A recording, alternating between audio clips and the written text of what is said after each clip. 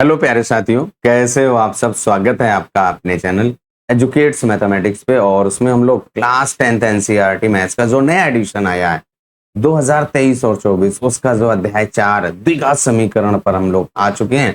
Complete NCERT maths का solution आपको हम प्रोवाइड कराने वाले हैं। अगर आप हमारे चैनल पहली बार हैं, वीडियो अगर आपने हमारे पसंद किया है, हमारे काम को आपने पसंद किया है और अभी तक भाई आपने चैनल को सब्सक्राइब नहीं किया, तो चैनल को सब्सक्राइब करना, वीडियो को लाइक करना और जरूरतमंद के साथ शेयर करना मत भूलिएगा। चलिए बने रहिए वीडियो में और शुरू करते हैं भैया आज का वीडियो। और आज के इस वीडियो में जो हमारा अध्याय 4 है, द्विघात समीकरण की जो प्रश्नावली 4.3 है उसको सॉल्व करेंगे। और 4.3 हमारी किससे रिलेटेड है, पहले उस टॉपिक को समझेंगे जो बताया गया है आपको, कि जो हम लोग with explanation NCERT math solution आपको प्रोवाइड कराने वाले। तो सबसे पहले आपको क्या किया जाएगा, जो आपका एक्सप्लेनेशन है उस एक्सप्लेनेशन को दिया जाएगा, कॉन्सेप्ट को क्लियर जाएगा, कॉन्सेप्ट बेस्ड आपका यहाँ पे सॉल्यूशन मिल रहा है। तो कॉन्सेप्ट का क्लियर होना बहुत ही जरूरी है। जब आप कॉन्सेप्ट को समझ जाएंगे, क्या रूल्स हैं, क्या रेगुलेशन है, कैसे आप रूल्स को फॉलो करते हुए मैथ्स के क्वेश्चन को सॉल्व करते हैं, उसी के अकॉर्डिंग हम लोग सॉल्व करने वाले हैं। तो चलिए अब बिना किसी देर के सीधे आ जाते हैं हम लोग अपने टॉपिक पे। और जो हमारी अगली प्रश्नावली 4.3 है वो भैया मूलों की प्रकृति। अभी तक हम लोग क्या था, जो द्विघात समीकरण था उसको गुणनखंड विधि से उसके मूल ज्ञात कर रहे थे। अब बिना हल किए हुए, यानी गुणनखंड ना करना पड़े और आपको मूलों की प्रकृति पता चल जाए, वो कैसे मूल हैं, वास्तविक हैं कि नहीं है, या काल्पनिक हैं, धनात्मक हैं, ऋणात्मक हैं, बराबर हैं, समान कैसे हैं, इन सभी की चर्चा आपको यहाँ पे की जाने वाली है। तो जो हमारा द्विघात समीकरण होता है उसका मानक रूप ax की घात 2 धन का bx और धन का c बराबर 0, और इसी समीकरण को हल करना है और x के जो मान है भैया वो ज्ञात करने हैं। और आपका द्विघात समीकरण है तो आपके उसके दो मूल आएंगे। अब उन मूलों की प्रकृति की चर्चा करनी है। तो मूलों की प्रकृति हम लोग कैसे आइडेंटिफाई करेंगे, उसके लिए जो मूल ज्ञात करने का जो फॉर्मूला है उसको पहले लिख लेते हैं। मूलों की प्रकृति को ज्ञात करने के लिए सबसे पहले हम लोग मूल ज्ञात करते हैं। तो जो हमारा द्विघात समीकरण ax की घात 2 धन bx धन c बराबर 0 मानक रूप में है, और उसके लिए हमने यहाँ पर उसके मूल ज्ञात करने का जो फॉर्मूला है उसको लिख लिया।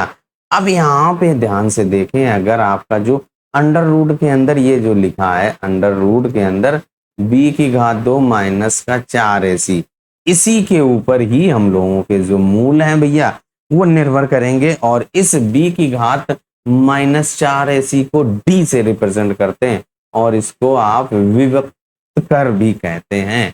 अब इसके बाद यहाँ पे ध्यान से देखें, तो जो b² - 4ac के ऊपर ही तो आपका जो मूल है भैया निर्भर कर रहा है कि नहीं निर्भर कर रहा है। बाकी तो आपका -b और अपान 2 है, तो दो मूल होंगे क्योंकि हमारे पास द्विघात समीकरण एक प्लस और एक माइनस, ये फार्मूला होता है।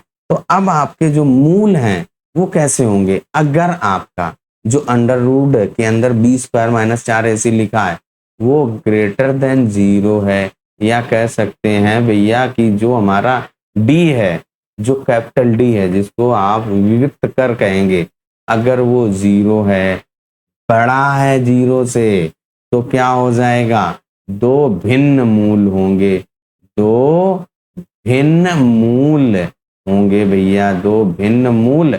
और कैसे होंगे, वास्तविक भी होंगे भैया, वास्तविक रूप में दो भिन्न भिन्न मूल होंगे। अगर आपका जो विभक्त कर है b² - 4ac का मान है तो वो आपका कैसा होगा, भिन्न भिन्न होंगे, और आपके मूल कैसे होंगे, अलग अलग होंगे, वास्तविक होंगे। देखिए जो आपका 20 की घात 2 - 4ac का मान 0 से बड़ा हो गया यानी धनात्मक हो गया, तो वहां पे कोई एक संख्या आएगी। अगर आपका 2 ही आ जाता है तो अंडर रूट 2 ही रहेगा। अगर 4 आ गया तो उसका वर्गमूल 2, एक बार प्लस चिन्ह लेंगे यहां से और एक बार माइनस लेंगे।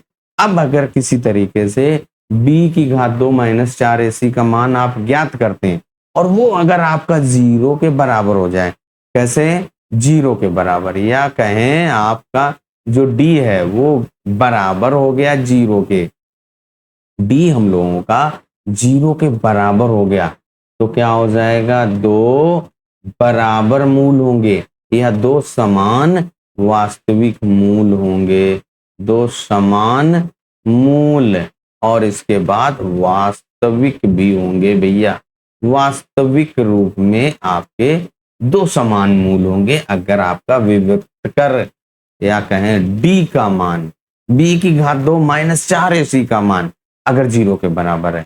अगर ये लेस देन जीरो हो गया, लेस देन जीरो का मतलब ऋणात्मक हो गया, डी लेस देन जीरो तो ऋणात्मक हो गया, तब क्या कंडीशन बन रही है उसको जरा समझा दिया जाए, आपको समझ भी लिया जाए।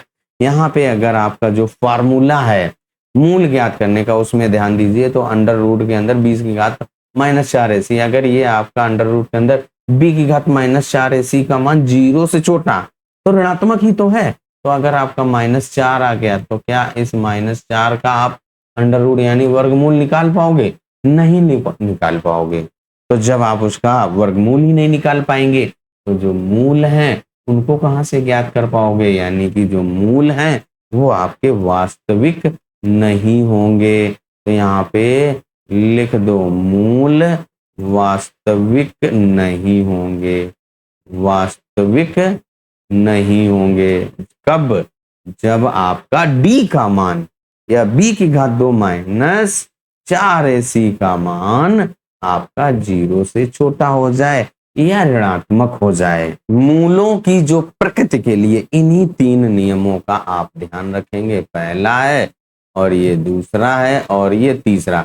पहले में आपको क्या बताया गया कि जो विविक्तकर का मान ज्ञात करेंगे, डी का मान ज्ञात करेंगे, बी की घात 2 माइनस 4ac का मान ज्ञात करते हैं और वो आपका जीरो से बड़ा हो जाए, इसका मतलब धनात्मक हो जाए, तो हमारे दो मूल होंगे, अलग अलग होंगे और वास्तविक होंगे, दो भिन्न भिन्न वास्तविक मूल होंगे। अगर आपका b की घात 2 माइनस 4ac जो दूसरी कंडीशन है वो जीरो के बराबर हो जाए, b स्क्वायर माइनस 4ac का मान अगर आप ज्ञात करेंगे और वो जीरो के बराबर है तो हम कह देंगे d बराबर जीरो है, और जब d बराबर जीरो हो जाएगा तो जो मूल होंगे भैया समान होंगे और वास्तविक होंगे, यानी दोनों मूलों का जो मान होगा वो बराबर होगा। इसके बाद आपका यदि b की घात 2 माइनस 4ac का मान जीरो से छोटा हो गया, इसका मतलब ऋणात्मक हो गया। अभी आपको यहाँ पे एक्सप्लेन किया गया था कि माइनस अंडर रूट 4 हो गया तो आप उसका वर्गमूल ही नहीं ज्ञात कर पाओगे। यहाँ पे आपके जो काल्पनिक होंगे वास्तविक नहीं होंगे, तो आपका जो माइनस आता है बी स्क्वायर माइनस 4ac का मान ऋणात्मक आता है, जीरो से छोटा आता है, तो हमारे मूल वास्तविक नहीं होंगे। यही बात आपको ध्यान रखनी है। मूलों की प्रकृति के लिए सबसे पहले b की घात 2 माइनस 4ac या d का मान ज्ञात करेंगे, और d का मान अगर आपका जीरो से बड़ा तो आपके मूल वास्तविक होंगे और भिन्न भिन्न होंगे, और जीरो के बराबर है तो मूल वास्तविक होंगे और समान होंगे, और जीरो से छोटा हो गया तो आपके मूल वास्तविक नहीं होंगे। इन्हीं पॉइंटों को आपको ध्यान रखना है।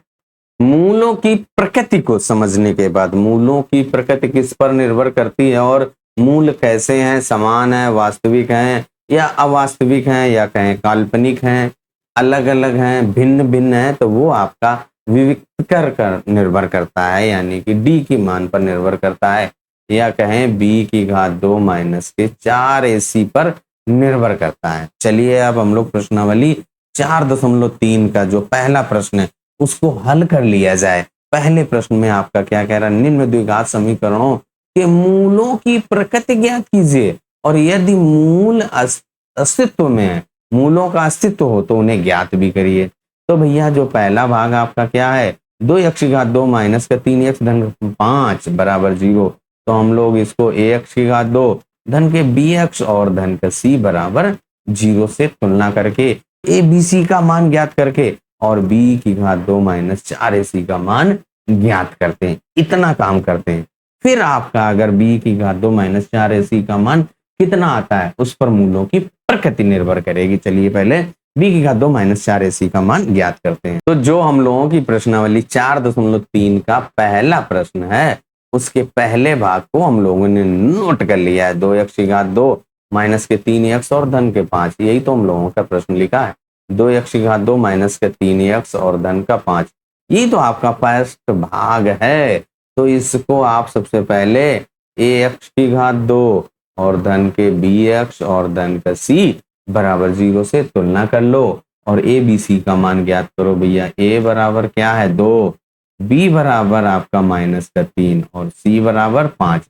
हमने क्या किया, ax⁻2 धन bx धन c से तुलना कर लिया। x⁻2 का गुणांक आपका 2 है, x का गुणांक आपका माइनस का 3 है और जो c है अचर पद है वो 5 है। अब यहाँ से आप d बराबर निकाल लो, क्या होता है b⁻2 माइनस का 4ac और b आपका है -3⁻2 और फिर इसके बाद -4 गुणे a 2 और गुणे c आपका 5। यही तो है भैया। तो यहाँ पे d बराबर b⁻2 माइनस 4ac हम लोगों ने लिखा। अब इसको हल कर लो भैया। तो यहाँ से देखिए -3 का वर्ग आपका प्लस का 9 और इसके बाद यहाँ पे -5 दूनी 10 और उसमें 4 से गुणा कर दीजिए तो 40। इसको हल करेंगे तो माइनस का 31 डी का मान आ गया, यानी कि b⁻2 माइनस का 4ac लेस देन 0 है, क्योंकि भैया ये तो ऋणात्मक आ गया। और जब आपका d का मान या b⁻2 माइनस 4ac का मान ऋणात्मक होता है तो मूल कैसे होते हैं, कमेंट करके जरूर बताओ, जल्दी बताओ भाई कमेंट करके, फिर हम लोग बताएंगे। तो इसके मूल वास्तविक नहीं है, क्योंकि आपका b⁻2 माइनस 4ac का मान 0 से छोटा है, ऋणात्मक है। जब हम लोगों का भैया d⁻2 माइनस 4ac का मान 0 से छोटा होता है यानी ऋणात्मक होता है तो उसके मूल वास्तविक नहीं होते हैं। वही आपका नोट हो गया। अब आ जाइए इसके दूसरे भाग पर, और जो हम लोगों का दूसरा भाग क्या कह रहा है, 3x⁻2 माइनस 4√3x और धन का 4 बराबर 0 है और इसके हमें सबसे पहले मूलों की प्रकृति को पता करना है। और मूलों की प्रकृति आपकी अगर पता चल जाएगी वहां से फिर आपको ज्ञात भी करना है। तो इसलिए आपको इसको द्विघात समीकरण के मानक रूप से x⁻2 धन bx धन c बराबर 0 मानक रूप से तुलना करते हुए a b c के मान निकालो। a बराबर 3 देखिए x⁻2 का गुणांक, और जो b है भैया वो कितना है -4√3 और जो c आपका है वो भैया 4 है। अब आपको क्या करना है, सबसे पहले d बराबर b⁻2 माइनस के 4ac का मान ज्ञात करिए। b देखिए आपका -4√3 और उसकी घात 2 और इसके बाद -4 गुणे a, इसी है ना, a का मान 3 है और c का मान फिर 4 है। अब आप इसको हल कर लो भैया। ये -4 का वर्ग कितना हो जाएगा 16 और √3 का वर्ग 3 आ जाएगा। तो ये आपका 16 गुणे 3 16 × 48 आएगा। -4 × 12 12 चौक 48 आया और ये आपका 0 के बराबर हो गया। b⁻2 माइनस 4ac बराबर आपका 0 हो गया है। और जब आपका 0 के बराबर होगा तो मूल कैसे होंगे या मूलों की प्रकृति कैसी होगी वो आपने अभी पढ़ा है। यदि b⁻2 माइनस 4ac बराबर है तो दो समान मूल होंगे और वास्तविक, दो समान और वास्तविक मूल हैं। तो वही यहाँ पे आपको नोट भी कर देना है। तो आप लिख दीजिए जो दूसरा भाग है उसके जो मूल है भैया कैसे हैं, वास्तविक और समान हैं, यानी कि मूल आपके समान या कहें बराबर हैं और वास्तविक हैं। तो अब आप जब वास्तविक हैं यानी कि अस्तित्व में हैं तो अब हम लोग उनको ज्ञात करेंगे। तो x बराबर आपका जो फार्मूला है माइनस का b और प्लस माइनस अंडर रूट के अंदर b⁻2 माइनस के 4ac और बटे 2a। अभी आपने पढ़ा जब आपका b⁻2 माइनस 4ac बराबर 0 है तो आप यहाँ पे मान रख दीजिए। तो क्या हो जाएगा, x बराबर माइनस और b का मान भैया क्या है आपने अभी निकाला था, b बराबर ये माइनस के 4√3, a आपका 3 है तो ये मान आप यहाँ पे रख दीजिए। तो यहाँ पे -4√3 और plus minus under root b⁻2 minus 4ac का मान आपने 0 और इसके बाद 2 गुणे a का मान भैया 3 है। जरा देख लो क्या है, a बराबर आपका 3 है तो वो यहाँ पे रख दिया। अब आप इसको हल कर लो तो x बराबर क्या हो जाएगा, ये माइनस माइनस प्लस हो जाएगा 4 अंडर रूट 3 बटे 2 गुणे 3, क्योंकि ये वाला 0 का वर्गमूल 0 और प्लस माइनस 0 कुछ भी नहीं आएगा, इतना ही आएगा। अब यहाँ से काट दीजिए, 2 दूनी 4 यानी कि 2 अंडर रूट 3 और बटे 3 आएगा। तो जो हम लोगों का मूल है वो कितना है, 2 अंडर रूट 3, यानी कि x बराबर क्या है, 2 अंडर रूट 3 बटे 3 कामा 2 अंडर रूट 3 बटे 3। क्यों, अभी आपने पढ़ा है कि जो द्विघात समीकरण है उसके दो मूल होंगे और दोनों मूल वास्तविक हैं और समान हैं, तो समान लिख दिया। दूसरे भाग को हल करने के बाद अब हम लोग तीसरे वाले पे आ चुके हैं और तीसरा भाग आपका क्या कह रहा है, 2x घात 2 माइनस के 6x और धन का 3 बराबर 0 दिया गया है। तो आप इसको हल करने के लिए नोट कर लिया है जो प्रश्न हम लोगों ने नोट किया, और 2x घात 2 माइनस 6x और धन का 3 यही तो लिखा है, 2x घात 2 माइनस का 6x और धन का 3। अब इसके बाद यहाँ पे इसको क्या करिए भैया, जो द्विघात समीकरण का मानक रूप है ax की घात 2 धन का bx और धन का c बराबर 0 है, इससे तुलना कर दीजिए और a b c के मान ज्ञात करो भैया। a बराबर कितना है, b बराबर कितना है और c बराबर कितना है। और जब a b c के मान आ जाएंगे तो हम लोग b बराबर b की घात 2 माइनस के 4ac इसका मान ज्ञात करेंगे, या कहें b की घात 2 माइनस 4ac का मान ज्ञात करेंगे। a आपका यहाँ पे ध्यान से देखें तो 2 है, देखिए x की घात 2 का गुणांक। b आपका कितना है, माइनस का 6 है भैया, b आपका माइनस का 6 और c बराबर 3 है। अब यहाँ पे मान रख दो माइनस के 6 और उसका वर्ग माइनस 4 गुणे a आपका 2 है और c 3 है।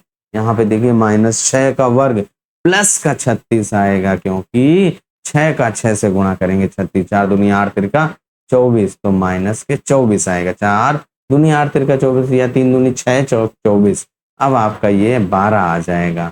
d बराबर 12 यानी b की घात 2 माइनस 4ac बराबर 12 है, जो कि आपका 0 से बड़ा हो गया, धनात्मक हो गया। तो जो आपके मूल कैसे हैं, अतः जो आपके मूल असमान वास्तविक हैं। कैसे हैं, असमान हैं और वास्तविक। कैसे हैं, वास्तविक। भैया भैया कैसे हैं, असमान भी हैं और वास्तविक भी हैं। अब उनको निकाल लिया जाए भैया, तो उसके लिए जो फार्मूला क्या होता है, x is equal to minus B और प्लस माइनस अंडर रूट के अंदर b की घात 2 माइनस के 4ac और बटे 2a, यही तो फार्मूला है। तो x बराबर माइनस का b का मान अभी आपने ज्ञात किया है और b का मान माइनस का 6 है, तो वो यहाँ पे लिख दीजिए भैया। तो माइनस का 6 और प्लस माइनस अंडर रूट, ये b की घात 2 माइनस 4ac का मान आपने 12 ज्ञात किया था, देखिए आपका यही तो आया है, 12 आया है, 12 वही यहाँ पे रख दीजिए और बटे 2 गुणे a का मान आपका 2 है प्रश्न में, देखिए a बराबर 2, b बराबर माइनस 6, b की घात 2 माइनस 4ac का मान 12। ये मान आपने जब रख दिए, अब इनको आप हल कर दीजिए तो यह का मान आ जाएगा। x बराबर ये माइनस माइनस प्लस हो जाएगा 6 और इसके बाद प्लस माइनस अंडर रूट के अंदर 12 को हम लोग 4 12 लिख सकते हैं और बटे 2 दूनी 4। यहाँ तक अगर कोई डाउट हो तो जरूर बताइएगा। 6 और प्लस माइनस जो अंडर रूट देखिए यहाँ पे जो हम लोगों का भैया 4 गुणे अंडर 3 लिखा है, तो 4 का वर्गमूल कितना होता है, 2 और 3 का वर्गमूल नहीं आएगा तो उसको अंडर रूट 3 और बटे 4। अब यहाँ से कुछ कॉमन आ रहा है तो कॉमन ले लो भैया, क्या आ रहा है, 2 आ रहा है कॉमन, क्या आ जाएगा 3 और प्लस माइनस अंडर रूट 3 यही तो आएगा और बटे 4। इस 2 से ये 2 कट गया, क्या आ जाएगा आपका 3 और प्लस माइनस अंडर रूट 3 बटे 2, यानी कि जो हम लोगों का x का मान है भैया वो क्या आ गया, या कहें जो हमारा द्विघात समीकरण है उसके मूल क्या हो गए, 3 प्लस माइनस अंडर रूट 3 और बटे 2। और जो हम लोगों का भैया पहले प्रश्न का तीसरा भाग हल हो चुका है और इस प्रश्न के साथ साथ आपका जो पहला प्रश्न है वो कंप्लीट हो जाता है। और आज के इस वीडियो में पहला ही प्रश्न हम लोग हल करने वाले थे। एक्सप्लेनेशन कैसा लगा कमेंट करके जरूर बताइएगा। चलिए तब तक अपना ख्याल रखिए, स्वस्थ रहिए, मस्त रहिए। मिलते हैं अगले वीडियो में अगले प्रश्नों के